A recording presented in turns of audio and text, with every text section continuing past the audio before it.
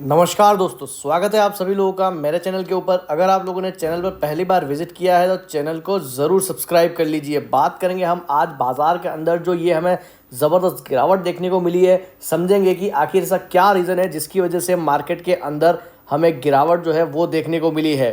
तो चलिए अब हम लोग वीडियो को शुरू करते हैं। निफ्टी की बात करूं तो क्लोजिंग बेसिस पे 345 पॉइंट्स की गिरावट जो है वो हमें आज के दिन देखने को मिली। काफ़ी बड़ी गिरावट जो है वो आज हमें निफ्टी के अंदर देखने को मिली है। 350 पॉइंट की गिरावट के साथ में निफ्टी अपनी क्लोजिंग देता है। तो आप देख सकते हैं सुबह से ही कहीं भी हमें संभलने का मौका नहीं मिला और बाजार जो है वो बिल्कुल दिन के लो पर आकर के अपनी क्लोजिंग देते हैं। कल के दिन भी हमें भारी गिरावट देखने को मिली, परसों भी गिरावट देखने को मिली। तो ओवरऑल मार्केट जो है वो कहीं ना कहीं अभी गिरावट के मूड में ही है। अगर हम लोग रीज़न की बात करें कि आखिर ये क्या रीज़न है, तो देखिए दोस्तों, काफ़ी लोगों का ये भी मानना है कि ये जो फिलहाल अभी इलेक्शन चल रहे हैं ये एक काफ़ी बड़ा ट्रिगर है जिसकी वजह से मार्केट के अंदर हमें ये गिरावट देखने को मिल रही है।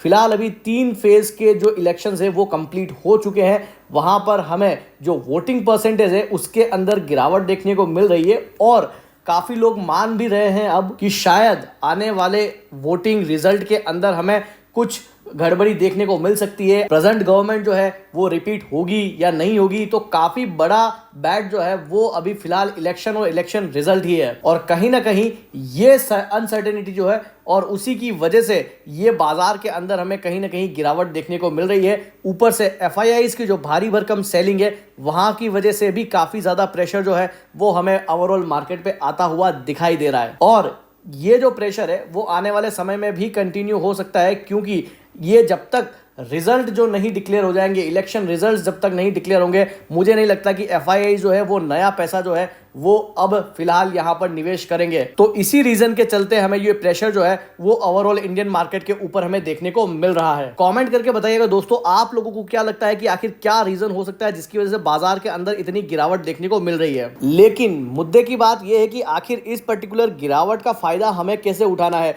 किन स्टॉक्स के अंदर हमें निवेश करना है। तो अभी हम लोग यही कवर करने वाले हैं कि आखिर इस गिरावट में हमें किन शेयरों के अंदर निवेश करना चाहिए। तो चलिए हम लोग वही देखते हैं। सबसे पहला स्टॉक रहेगा IRCTC। ऊपरी लेवल से काफी बढ़िया करेक्शन जो स्टॉक के अंदर आया है, 987 के लेवल पर आज अपनी क्लोजिंग देता है।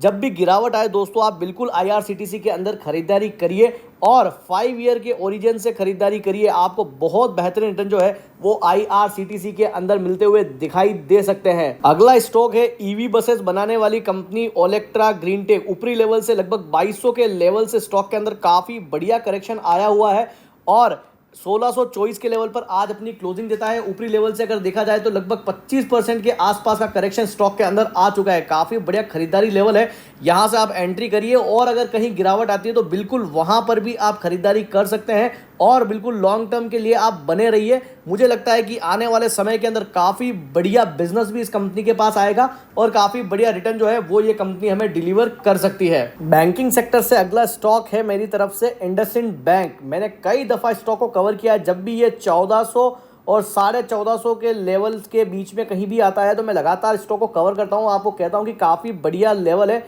यहाँ पर बिल्कुल बाइंग करनी चाहिए और यहाँ से बिल्कुल स्टॉक जो है वो अगेन ऊपरी तरफ निकल जाता है। अब आप देखिए फिलहाल आज के दिन स्टॉक में लगभग 3.25% की गिरावट हमें देखने को मिली है। ऊपरी लेवल से काफ़ी बढ़िया करेक्शन स्टॉक के अंदर इसमें भी आया हुआ है। मुझे लगता है कि यहाँ पर अगर आप लॉन्ग टर्म के अंदर निवेश करेंगे तो आने वाले समय के अंदर 2000 रुपये तक के लेवल जो है वो इंडसइंड बैंक दिखा सकता है। मैं कई दफ़ा स्टॉक्स रिपीट करता हूँ, ऐसी बात नहीं है, मैं कई दफ़ा, चाहे IRCTC हो, ओलेक्ट्रा हो, इरेडा हो, इंडसइंड बैंक हो, काफ़ी बार मैं स्टॉक्स रिपीट करता हूँ। पर्टिकुलर इंडसइंड बैंक की ही बात करूँ तो मैंने इसका Q3 के रिजल्ट पे भी कवर किया था, Q4 के रिजल्ट पे कवर किया था और कई दफ़ा जब भी गिरावट आती है और इस लेवल के आसपास आता है मैं इसे कवर करता हूँ। कंपनी के Q3 Q4 के काफ़ी बढ़िया रिजल्ट हमें देखने को मिले और मुझे लगता है कि आगे भी ये रिजल्ट कंटिन्यू रह सकते हैं। और यहाँ से अगर आप देखिए कि अगर मार्केट में तेजी आती है तो बिल्कुल इंडसइंड बैंक के अंदर भी वो तेजी हमें देखने को मिलेगी और आने वाले समय के अंदर 2000 रुपए तक के लेवल जो है वो हमें इंडसइंड बैंक के अंदर देखने को मिल सकते हैं। अगला स्टॉक है टाटा मोटर्स। आज मार्केट में लगभग 350 पॉइंट्स की गिरावट देखने को मिली, लेकिन इस पूरे गिरते बाजार के अंदर टाटा ने फिर भी संभाले रखा। लगभग 2.25% के आसपास की तेजी हमें आज के दिन देखने को मिली है। कल के दिन कंपनी जो है वो अपने Q4 के नतीजे जारी करने वाली है, बढ़िया नंबर देखने को मिल सकते हैं और इसी के के चलते आज इतनी भारी भरकम गिरावट के बाद भी टाटा मोटर्स जो है वो बाजार के अंदर टिका रहा और यही चीज जो है वो हमें टाटा मोटर्स की स्ट्रेंथ दिखाती है। लॉन्ग टर्म के अंदर काफी बढ़िया लेवल्स ये भी दिखाएगा क्योंकि काफी बढ़िया डिमांड है कंपनी के प्रोडक्ट की। पैसेंजर व्हीकल के अंदर कंपनी काफी बढ़िया कर रही है।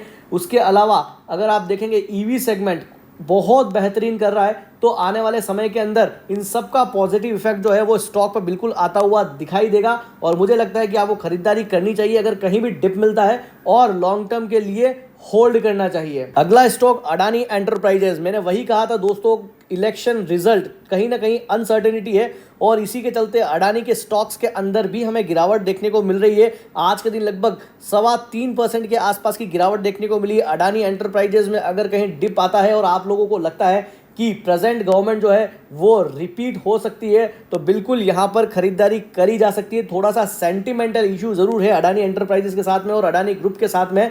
तो अगर आपको लगता है कि अगर प्रेजेंट गवर्नमेंट रिपीट होती है तो बिल्कुल कहीं ना कहीं अडानी एंटरप्राइजेस के लिए थोड़ा सा पॉजिटिविटी देखने को मिल सकती है। सेंटिमेंटल पॉजिटिविटी की बात कर रहा हूं मैं, तो कहीं ना कहीं सेंटिमेंट जो है वो पॉजिटिव हो सकते हैं और अगर कहीं डिप है तो बिल्कुल आप खरीदारी कर सकते हैं। अगला स्टॉक है आरवीएनएल। अगर आपको लगता है कि प्रेजेंट गवर्नमेंट जो है वो रिपीट होगी तो मुझे लगता है कि आरवीएनएल काफ़ी बढ़िया बैट हो सकती है। 5 ईयर के प्रोस्पेक्टिव से अगर आप यहाँ पैसा लगाएंगे तो काफ़ी बढ़िया रिटर्न जो है वो इस स्टॉक के अंदर जनरेट होंगे क्योंकि प्रेजेंट गवर्नमेंट का काफ़ी बड़ा फोकस है रेलवे इंफ्रास्ट्रक्चर को लेकर के और उसका जो एडवांटेज है वो कहीं ना कहीं आरवीएनएल जैसी कंपनियों को मिलता हुआ दिखाई देगा। इसलिए मैंने पहले भी यही कंपनियां कवर करी थी जिसमें आईआरसीटीसी हो गया, उसके अलावा इरकॉन इंटरनेशनल हो गए। तो इसी तरीके की कंपनियां जो रेलवे से रिलेटेड है वो मैंने काफ़ी कवर करी है और अगर प्रेजेंट गवर्नमेंट रिपीट होगी तो बिल्कुल उसका एडवांटेज जो है वो आपको आरवीएनएल जैसी कंपनियों के अंदर आता हुआ दिखाई देगा। और लगातार स्टॉक के अंदर तेजी भी बनी हुई थी, लेकिन जैसे ही ये इलेक्शन फेज शुरू हुआ तो कहीं ना कहीं तमाम स्टॉक्स के अंदर हमें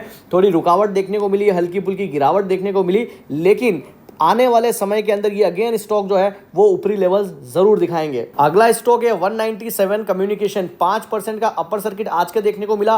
कल के दिन 5% का लोअर सर्किट था, परसों भी 5% का लोअर सर्किट था। मैंने कल की वीडियो, परसों की वीडियो में भी ये कवर किया था और आपको कहा था कि ये स्टॉक जो है आप अभी भी इससे दूर रहिए। आने वाले समय के अंदर ये 200 से 250 रुपए तक के जो लेवल्स है वो दिखा सकता है।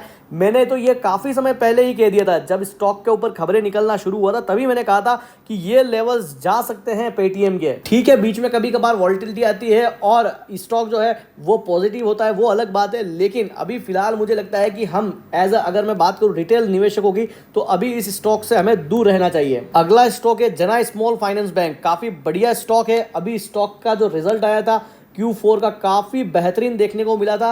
अभी कुछ समय पहले ही कंपनी का आईपीओ आया और आईपीओ के बाद शायद मेरे हिसाब से ये पहला रिजल्ट है। रिजल्ट काफ़ी दमदार देखने को मिला और इसी के चलते स्टॉक पर हमें 20% का जंप भी देखने को मिला और उसके बाद कहीं ना कहीं थोड़ी सी सुस्ती हमें स्टॉक के अंदर देखने को मिल रही है। आज के दिन 4% की गिरावट देखने को मिली है और मुझे लगता है कि अगर कहीं डिप आता है तो बिल्कुल लॉन्ग टर्म पर्पज से इस स्टॉक के अंदर भी निवेश किया जा सकता है। अगला स्टॉक है आईआरबी इंफ्रा। जी हाँ दोस्तों, गवर्नमेंट जो है वो रोड इंफ्रास्ट्रक्चर पे भी काफ़ी कामकाज कर रही है। बहुत शानदार काम जो है वो नितिन गडकरी जी ने भी किया है इस सेक्टर के अंदर। और आप देखिए कि इस पर्टिकुलर कंपनी ने भी पिछले साल में काफ़ी बढ़िया रिटर्न जो है वो जनरेट करके दिए हैं। और अगर आप लोगों को लगता है कि ये प्रेजेंट गवर्नमेंट रिपीट होगी तो बिल्कुल उसका एडवांटेज जो है वो इन कंपनियों को भी होता हुआ दिखाई देगा। लेकिन आज के दिन अगर देखा जाए तो लगभग 3% के आसपास की गिरावट जो है हमें आईआरबी के अंदर देखने को मिली है। मुझे लगता है कि 5 ईयर के लिए आप इस पर्टिकुलर स्टॉक के अंदर निवेश करिए, बहुत बेहतरीन रिटर्न जो है वो ये स्टॉक आपको डिलीवर करेगा। अभी रिसेंटली कल के दिन कंपनी ने Q4 के नंबर भी जारी किए थे और नंबर इसके भी हमें काफी बढ़िया देखने को मिले थे। नेट प्रॉफिट के अंदर जंप देखने को मिला था, रेवेन्यू के अंदर अच्छा जंप देखने को मिला था। तो ओवरऑल नंबर काफी बढ़िया कल के दिन हमें देखने को मिले थे और मुझे लगता है कि लॉन्ग टर्म के अंदर काफी बढ़िया रिटर्न जो है वो आईआरबी डिलीवर कर सकता है। अगला स्टॉक है टाइटन कंपनी लिमिटेड। अभी कंपनी ने Q4 के नंबर जारी किए थे और उसके बाद अच्छा खासा करेक्शन जो है वो मैं टाइटन के अंदर आता हुआ दिखाई दिया है। अगर आप ऊपरी लेवल से देखेंगे तो मई महीने के अंदर लगभग 9% की गिरावट जो है वो हमें टाइटन के अंदर देखने को मिल चुकी है। लेकिन मुझे लगता है कि हमें इस पर्टिकुलर स्टॉक के अंदर भी गिरावट का फायदा उठाना चाहिए और निचले लेवल पर हमें निवेश करना चाहिए लॉन्ग टर्म के लिए, क्योंकि काफी बढ़िया कंपनी है, टाटा समूह की ये कंपनी है और मुझे लगता है कि लॉन्ग टर्म के अंदर अगेन ये काफी बढ़िया हाइज बनाएगी। तो ये थे कुछ स्टॉक्स जो मुझे लगता है कि आने वाले समय के अंदर बढ़िया निवेश के ऑप्शंस हो सकते हैं। कमेंट करके बताइएगा दोस्तों आप लोगों को क्या लगता है। अगर आप लोगों को वीडियो इन्फॉर्मेटिव लगी हो तो वीडियो को जरूर लाइक कर देवें और चैनल को जरूर सब्सक्राइब कर देवें। Thank you.